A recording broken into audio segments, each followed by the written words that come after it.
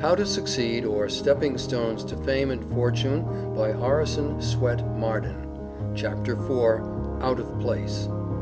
The high prize of life, the crowning fortune of a man, is to be born with a bias to some pursuit which finds him in employment and happiness. Emerson. The art of putting the right man in the right place is perhaps the first in the science of government, but the art of finding a satisfactory position for the discontented is the most difficult. Talleyrand. It is a celebrated thought of Socrates that if all the misfortunes of mankind were cast into a public stock in order to be equally distributed among the whole species, those who now think themselves the most unhappy would prefer the share they are already possessed of before that which would fall to them by such a division. Addison. I was born to other things. Tennyson. How many a rustic Milton has passed by, stifling the speechless longings of his heart in unremitting drudgery and care. How many a vulgar Cato has compelled his energies, no longer tameless then, to mold a pen or fabricate a nail. Shelley. But I am good for something, pleaded a young man whom a merchant was about to discharge for his bluntness. You are good for nothing as a salesman, said his employer. I am sure I can be useful, said the youth. How? Tell me how. I don't know, sir, I don't know. Nor do I, said the merchant, laughing at the earnestness of his clerk. Only don't put me away, sir, don't put me away. Try me at something besides selling. I cannot sell, I know I cannot sell. I know that too, said the principal.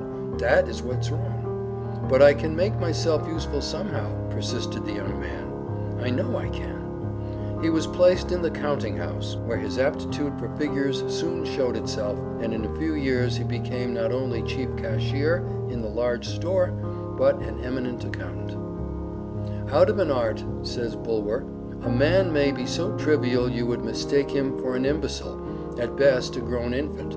Put him into his art, and how high he soars above you. How quietly he enters into a heaven of which he has become a denizen, and unlocking the gates with his golden key, admits you to follow, an humble, reverent visitor. A man out of place is like a fish out of water. Its fins mean nothing, they are only a hindrance. The fish can do nothing but flounder out of its element, but as soon as the fins feel the water, they mean something. 52% of our college graduates studied law, not because in many cases they have the slightest natural aptitude for it, but because it is put down as the proper road to promotion. A man never grows in personal power and moral stamina when out of his place. If he grows at all, it is a narrow, one-sided, stunted growth, not a manly growth. Nature abhors the slightest perversion of natural aptitude or deviation from the sealed orders which accompany every soul into this world. A man out of place is not half a man. He feels unmanned, unsexed. He cannot respect himself, hence he cannot be respected. You can enter all kinds of horses for a race, but only those which have natural adaptation for speed will make records. The others will only make themselves ridiculous by their lumbering, unnatural exertions to win. How many truck and family horse lawyers make themselves ridiculous by trying to speed on the law track, where courts and juries only laugh at them? The effort to redeem themselves from scorn may enable them by unnatural exertions to become fairly passable, but the same efforts along the line of their strength or adaptation would make them kings in their line. Jonathan, said Mr. Chase, when his son told of having nearly fitted himself for college, thou shalt go down to the machine shop on Monday morning. It was many years before Jonathan escaped from the shop to work his way up to the position of a man of great influence as a United States Senator from Rhode Island. Galileo was sent to the university at Pisa at 17 with the strict injunction not to neglect medical subjects for the alluring study of philosophy or literature. But when he was 18, he discovered the great principle of the pendulum by a lamp left swinging in the cathedral. John Adams' father was a shoemaker, and trying to teach his son the art, gave him some uppers to cut out by a pattern which had a three-cornered hole in it to hang it up by. The future statesman followed the pattern, hole and all. There is a tradition that Tennyson's first poems were published at the instigation of his father's coachman. His grandfather gave the lad 10 shillings for writing an elegy on his grandmother. As he handed it to him, he said, "There, that's the first money you ever earned by your poetry, and take my word for it, it will be the last." Murillo's mother had marked her boy for a priest, but nature had already laid her hand upon him and marked him for her own. His mother was shocked on returning from church one day to find that the child had taken down the sacred family picture, Jesus and the Lamb, and had painted his own hat on the Savior's head, and had changed the lamb into a dog. The poor boy's home was broken up, and he started out on foot and alone to seek his fortune. All he had was courage and determination to make something of himself. He not only became a famous artist, but a man of great character.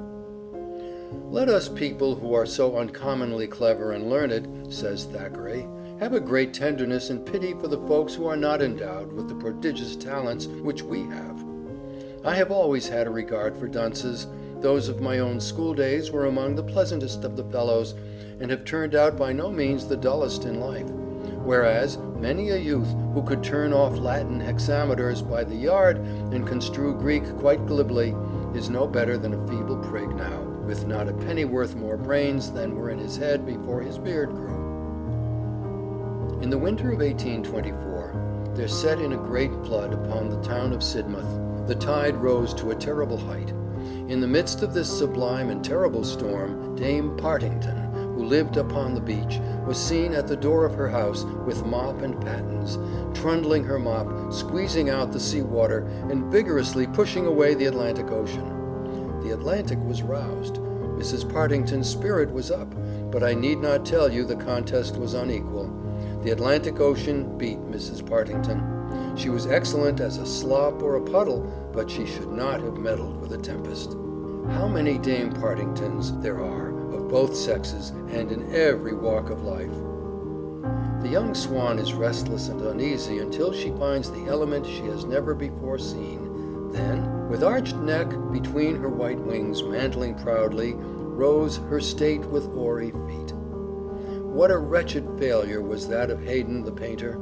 He thought he failed through the world's ingratitude or injustice, but his failure was due wholly to his being out of place.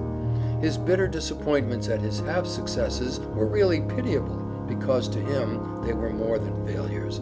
He had not the slightest sense of color, yet went through life under the delusion that he was an artist. "If it is God's will to take any of my children by death, I hope it may be Isaac," said the father of Dr. Isaac Barrow. "Why do you tell that blockhead the same thing 20 times over?" asked John Wesley's father. "Because," replied his mother, "if I had told him but 19 times, all my labor would have been lost, while now he will understand and remember." A man out of place may manage to get a living, but he has lost the buoyancy, energy, and enthusiasm which are as natural to a man in his place as his breath. He is industrious, but he works mechanically and without heart. It is to support himself and family, not because he cannot help it. Dinner time does not come 2 hours before he realizes it. A man out of place is constantly looking at his watch and thinking of his salary. If a man is in his place, he is happy, joyous, cheerful, energetic, fertile in resources. The days are too short for him. All his faculties give their consent to his work, say yes to his occupation. He is a man. He respects himself and is happy because all his powers are at play in their natural sphere.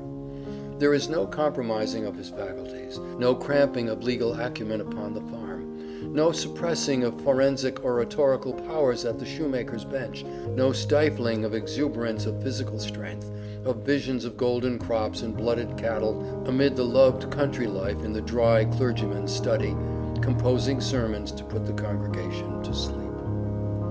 To be out of place is demoralizing to all the powers of manhood. We can't cheat nature out of her aim. If she has set all the currents of your life toward medicine or law, you will only be a botch at anything else.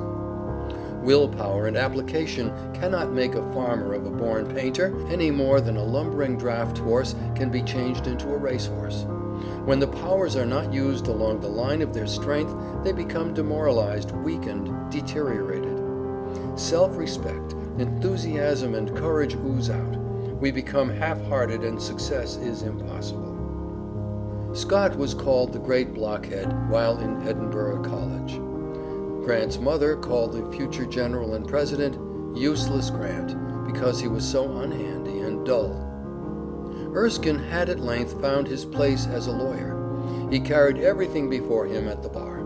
Had he remained in the Navy, he would probably never have been heard from. When elected to Parliament, his lofty spirit was chilled by the cold sarcasm and contemptuous indifference of Pitt, whom he was expected by his friends to annihilate.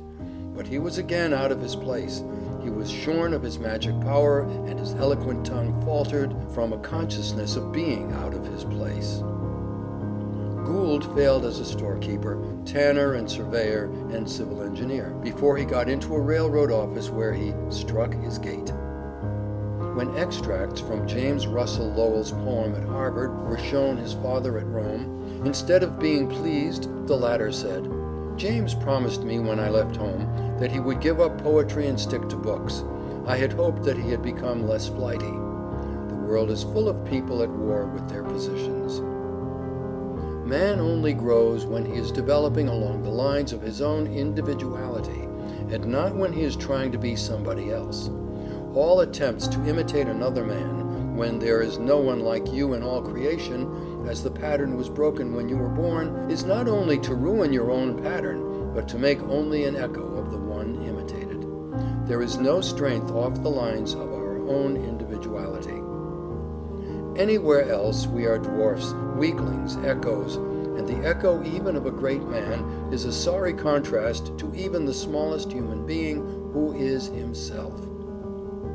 End of chapter 4. Recording by Lee Smalley.